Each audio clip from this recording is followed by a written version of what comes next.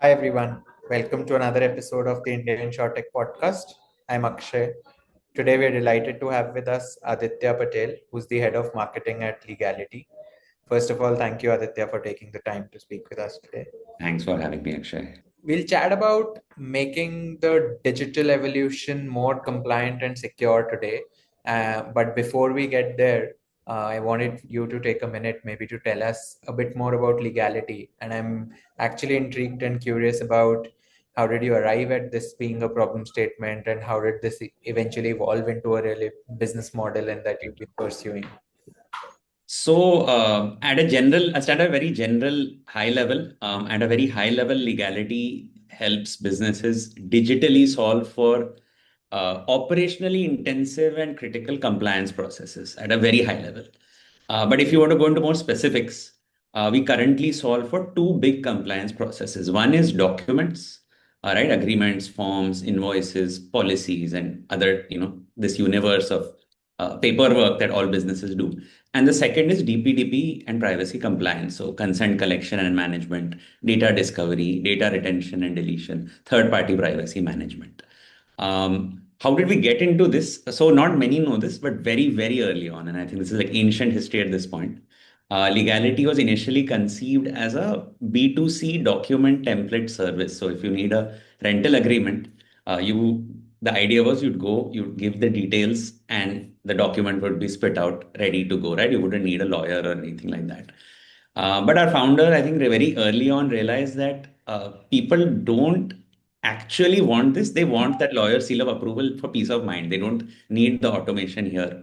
He thought more about, okay, what's the actual problem related to documents? And the real problem was actually around the logistics of documentation. So if you think about, let's look at BFSI, right? Since we're at the India InsurTech podcast, and I think listeners will also be very familiar with the BFSI universe. So if you think about a typical BFSI business, like let's say insurance or banking, the core of the customer interaction with the business ultimately hinges around the document or around paperwork, right? An agreement, a form, a policy, a receipt. So like it's the core legal security, you can say, that's underpinning most business transactions in the formal economy. In fact, if you see regulators also, whenever they want to put in a reform that's more to increase customer transparency or to tighten the processes on the side of service providers, they often introduce paperwork or documentation requirements. So it's kind of like the security that's there in these relationships. But unfortunately, the logistics of it are just a huge pain. So think of it on a customer level. Let's say filing a claim, right? You go to the website of an insurer, you print out the form. If you have a printer at home, otherwise, I mean, you have to get it printed.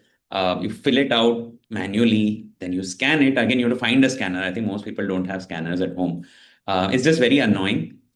And on the flip side, if you look at it, it's worse for a business. It's actually for a business, it's not just annoying, it's also big logistics cost and effort, right? Because the business needs to pay for the printing, the paper, the storage, for every document, for every customer.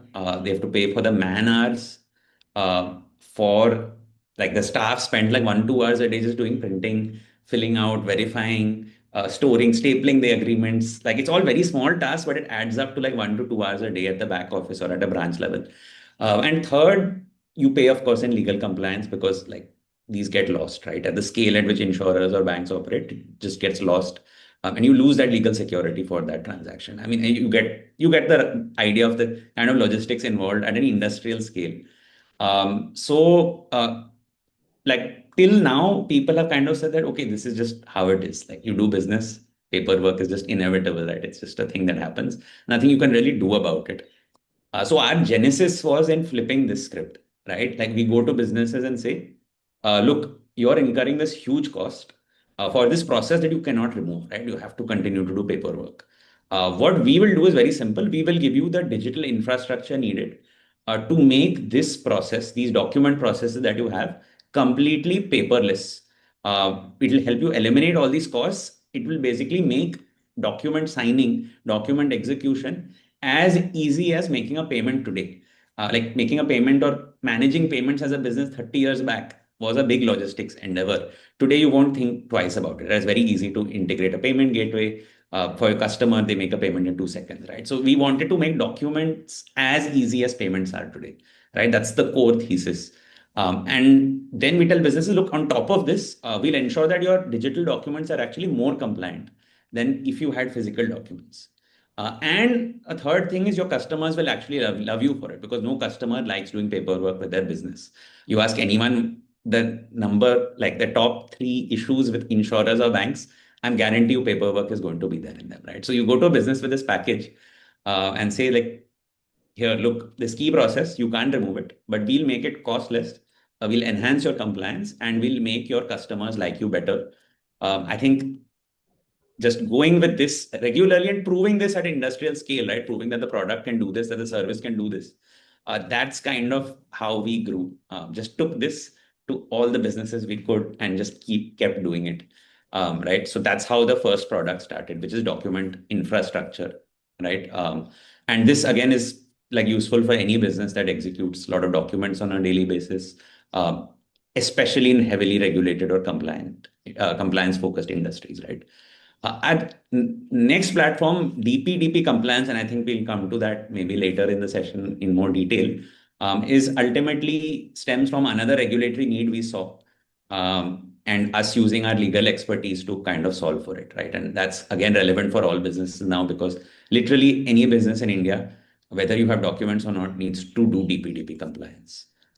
So yeah, that's how like so we're a bunch of like our founders, 2 out of 3 founders are lawyers. A lot of people in the leadership team, including myself, are former lawyers as well. So we kind of used our experience with the law and with how legal processes work to turn that into a product, you can say, and turn that into multiple products now, even with DPDP compliance. So that's the Yeah. genesis. A small follow-up before we move Sure. forward. And you touched upon how customers or consumers will eventually love this as well. And more, as much as I've seen, and India being a country, what Right. it is, consumers also hold some sort of sentimental or security value in keeping some of those important agreements and documents in physical form with themselves, saved somewhere in a Right. safe space, right? With everything moving digital, did you ever encounter that sort of a challenge to actually Hmm. scale this business up? Uh, so in this interestingly, because in a lot of our use cases which we do like work with companies on, they say this, and they say that the customer still asks for a printout. And so in those use cases, they give them a printout, right? It's as simple as that. Or they give them the digital copy on WhatsApp. And honestly, customers are so comfortable with WhatsApp that when they give it on WhatsApp, customers are like, acha, it's basically there in my personal space, right? So one way is to digitally meet the customers where they are through things like WhatsApp, like do it through WhatsApp. So the customer feels that, okay, my document is stored where I am. But two, ultimately for those use cases, customers just print it out, right? It's for the customer to keep that paper and manage it. For the business, still on their end, the storage is fully digital. So yeah, like there still will always be use cases where customers really want that security. But I think one, for most cases, it's actually just a transactional currency. For that, customers and businesses just want to get it done with as fast as possible. And two, the option to print and keep is always there. And in a lot of use cases, businesses actually do print it for the customer. They're still saving on their own huge backend storage and management cost, right? It's Fair enough. so you could say that in those cases, in this transitionary phase, however long that is, maybe you solve for 80% of like 80% goes paperless and 20% doesn't. So it's not really a challenge. It's more uh, like it's more like a fact of life that businesses accommodate. So Fair that's enough. yeah. Interestingly, in some research of yours, you had earlier mentioned that almost you found 1/3 of the top 20 insurers and that they hadn't adopted e-sign related stuff in the most compliant manner, whether it Right. be policy documents, claims, etc. Right. I just want to understand from you what, and in your understanding, have you seen major impediments and why has this sort of been an area which is not seen as fast in adoption as some of the other areas of technology? Right. Yeah. So I wanted to touch upon the study because some people on my team did it, and it was I was also amazed at how they did the research. It was good. So what they did is they focus on policies. So what they did is they applied for an e-policy from about 20 of the biggest insurers in India. Right? These are your, think of your traditional large insurance companies, right? Um, that when you ask your parents' generation, they're the insurance companies that come in mind, right? So when we received these e-policies, we compared these e-policies to what IRDAI says about e-policies in the IRDAI e-policy rules, right? And IRDAI e-policy rules are very clear. They say that the insurer must digitally sign. Since we're talking about e-policies here, they say that the insurer must digitally sign the e-policy when they're issuing it, right? Essentially before sending it out to the customer. So what we found is 7 out of 20, so approximately one third, did not actually e-sign the policy. So they used like a cropped image of their authorized signatory, that like signature image, or there was no like mark at all, right? And none of these are like under law. This is simply not a digital signature, right? Because if a regulator says e-sign under Indian law or digitally sign under Indian law, there's a very specific class of signatures that can be used under the IT Act, right? So, I mean, we saw that for 7 out of 20 with policies, this was not happening. So then we decided to dig a bit further into other documents like the customer information sheet, which is also mandatory for insurers. That in the free look period, after the policy is issued, you need to also in that period collect that customer information sheet sign. Right. So we did research and found out that most insurers were sending the CIS, but just sending it, not really collecting it back or collecting it back with the sign of the customer. Right. So we were a bit taken aback because there were these IRDI rules that were there, very clear. Right. It says for CIS you need a sign. Like in the template also it says a sign. And for policies also, it said you need a digital sign, right? Yet it seemed like the entire industry collectively, or large parts of the industry collectively, were deciding that this is not uh, relevant. So that's when our interest in insurance, serving the insurance sector started, right? Because our main use cases before this were lending, and there it was the opposite. Like companies were, even where there was no sign requirement, they're like, we need a sign, right? So we are coming from that ecosystem of customers. So when we saw this, we realized that, okay, maybe we can help out in this industry. So that's the genesis of the research and how we kind of got to serving insurers. Got it. Understood. Fair enough. Now, just moving further, and you touched upon it in one of our earlier introduction conversations. Uh, you mentioned about the DPDP space, and this is Right. opening up big time, and everyone's preparing and getting themselves ready because, as you said, it will apply to anyone and everyone in the space. What do you think are major areas or themes of work, let's say for someone in the compliance tech Right. space, if I may put it that way for you, will Yeah. actually open up, and what are areas that you are most excited about with DPDP coming in?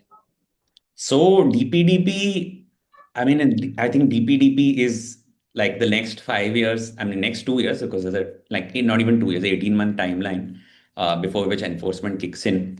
I think that is a big development, right? So to help explain it, just think about today, we are still in a pre-DPDP era. DPDP Act is passed, but like enforcement kicks in 2027. So we are kind of still in a pre-DPDP era.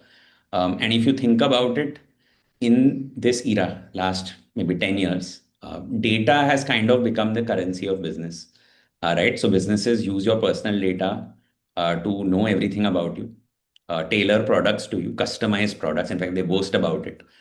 Sell these customized products to you constantly. Essentially, something that you own, principally you own this, is your personal data, is being used without any restrictions by businesses to make money off you. Right. So like it's very hard to wrap yourself around this concept, but like imagine I told you that look, today your like business just opens your front door, walks into your house, sets up a stall here, and starts selling you items. Sure, you may need these items, but they're like camped in your living room and they're selling you these items. Like no one is going to accept this, right? Everyone will be like shocked.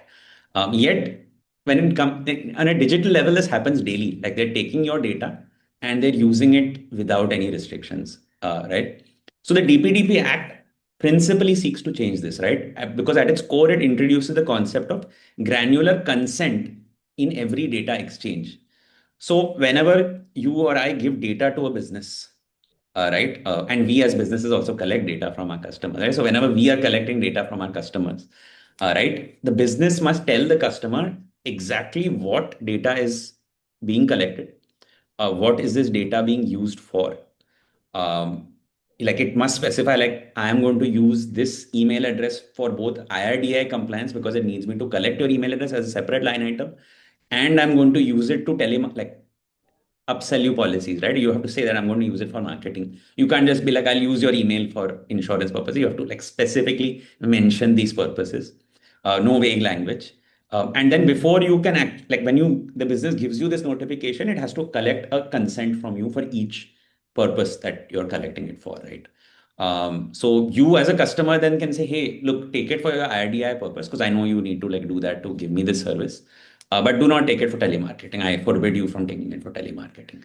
And as a business, now they have to comply with this, right? Systemically, they have to comply with this, not just in name, right? And later on, 1 month from now, I change my mind and I say, hey, I don't want to do business with you anymore. Subject to the contractual terms, I say like, I'll pay you the premiums owed and I just don't want to do business with you. So when I'm exiting, or let's say the term is over of the policy and I'm exiting, I'm like, hey, delete my data.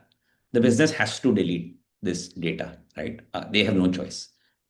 So essentially, it's such a paradigm change. I don't think people have yet wrapped their heads around it. You have a wild west of data now. Entire business models are based on data now, where businesses take data freely and make money off it. With DPDP, this equation, at least on paper, we have to see how implementation goes, has completely changed, right? It's essentially given customers the power of consent to actually regulate how their data is used. All It's right. basically user getting full control of utilization of their information. Exactly. What businesses were relying on for as granted for their business now becomes something they need to manage. Right. So it's an additional layer of governance in their business. They need a way to collect this consent, like a new touch point in customer journeys. They need a new backend system to manage this new consent itself. The ability to delete consent, ensure all systems also get it deleted. Uh, Task of ensuring like any third parties you deal with, right? Insurers deal with agents and InsurTech companies that source customers for insurers. The insurance company now needs to deal with the InsurTech to say, hey, you also have to like govern this data in a good way, right? So there's a whole new layer of governance a business has to factor in. So just like businesses have a marketing team, sales team, ops team, uh, infosec team, they now need a data and privacy team to manage like this entire consent and data lifecycle.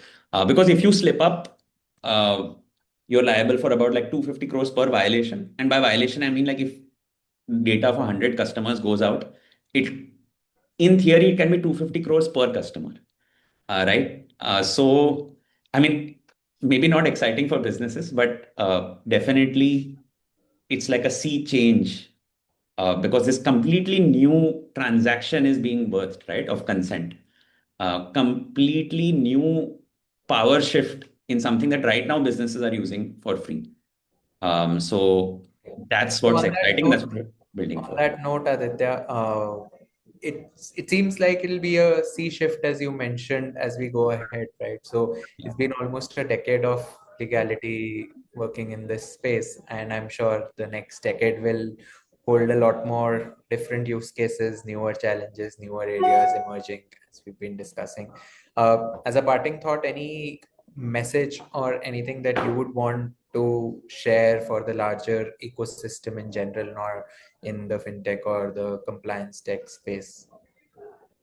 I think one specific to us, I mentioned to you earlier that insurers, why is document compliance not a big thing for insurers necessarily? I think insurers see it as IRDI doesn't really care about the customer information sheet, all right? Or I think this is changing. So if you see statistics of IRDI enforcement, IRDI in 2022-23 sure wasn't enforcing much. But if you actually see, they have teeth, right? 2024, 2025 saw about 20 penalties across these 2 years. In 2025, compared to 2021, had more penalties, but 2025 had triple the number of fines. right? And one of them was an insurer losing the claim contention because there were missed signatures on supporting documents, right? So um, see document compliance as a way to future proof, because regulators clearly seem to be waking up, especially with things like the DPDP coming in. Customer consent recorded through signature, through like a DPDP consent, is going to be a big thing, especially in the age, and this comes to my second point, which is in the age of AI spoofs, AI faking. The authentication of a transaction is not going to become a formality. It's going to become something that, um, I mean, even if regulators don't look at it, it's just going to become really key to ensuring like you're doing business with the right customer. Two, I think AI, like it's impossible to escape it, whether you are in the regulated space as an insurer or a bank, or if you're a software provider, like software space like Leegality, right? It's just there. And like everyone is thinking about it. Like the biggest change in the next 5 years is AI. How does it change, right? I think one, it's a tremendous force multiplier to build things internally, right? Like we recently launched an invoice signing thing, which took like 4 weeks to build, where earlier we would reject it. Like 2 years back, we considered it, we rejected it, saying it's going to take a year to build.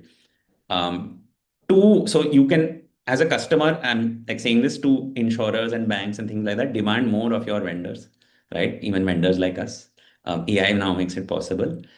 Two, I think the big bottleneck for regulated industries is, or large companies, is that they have tech teams that are not commensurate to the size of the level of projects that are going on, right? So if you see most digital transformation projects in a bank or an insurance company, most tools that are technically empaneled, they are actually not delivering those use cases because the tech team hasn't gotten around to doing the API integration. It's just stuck in the pipeline, right?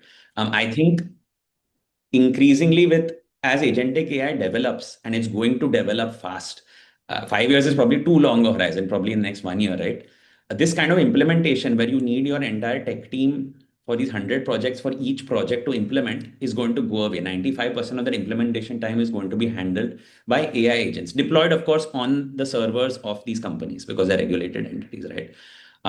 So this bottleneck, this tech bottleneck that's there in large companies to actually make digital transformation happen is going to go away, right? So that's another big thing, right? So actual digitization promises, which we think people put on their board reports that, we've implemented these processes, but actually 70% of it is not implemented, can actually now happen. Three, I think from a customer lens, it's even more exciting because I think a lot of industries in this space, a lot of companies and industries in this space operate. I think any business actually, not even in this space, just generally across the board, right? There's a lot of, in the act of selling products, there's a lot of information asymmetry, right? So customers are sold policies and loans because the agent in front of them has sold it well. Um, Vendors, sell things to buyers saying, "Hey, I'm making the best possible pitch for you," and like they get convinced by it, right? The people don't have any other source to actually research. But I think as AI gets into the pocket of every customer, this may no longer be possible, right? So BFSI organizations relying on information gaps as a core business model would need to evolve, right? The focus will need to shift to actually world-class experiences rather than these clever information games that companies often play with their customers. So I think that third one, I think as a customer, it's an optimistic view of how I think it will go.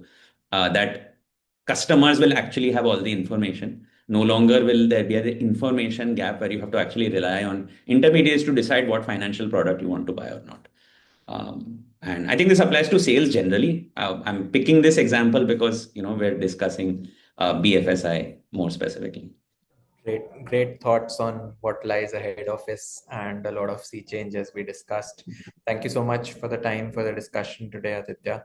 I look forward to seeing you make more and more of the digital ecosystem compliant and secure. Thanks so much, Akshay. Have a good evening. And thank you, IIA, for facilitating this.